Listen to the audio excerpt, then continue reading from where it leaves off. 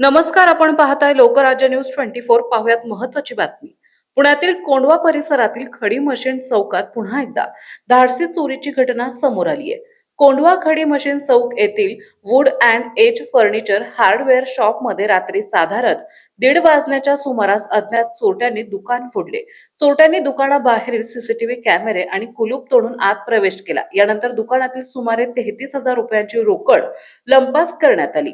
मध्यरात्री घडलेल्या या घटनेमुळे परिसरात भीतीचे वातावरण निर्माण झाले असून स्थानिक नागरिकांमध्ये संताप व्यक्त केला जात आहे। कोंढवा खडी मशीन चौक परिसरात वाढत्या चोरीच्या घटनांमुळे पोलिसांनी गस्त वाढवावी अशी मागणी नागरिकांकडून होत आहे। सध्या पोलिसांकडून तपास सुरू असून आरोपींचा शोध घेतला जात आहे। महाराष्ट्रातील महत्त्वाच्या आणि ताज्या बातम्या पाहण्यासाठी आजच आमच्या लोकराज्य न्यूज 24 न्यूज चॅनलला YouTube वर सबस्क्राइब करा आणि बेल आयकॉन प्रेस करा।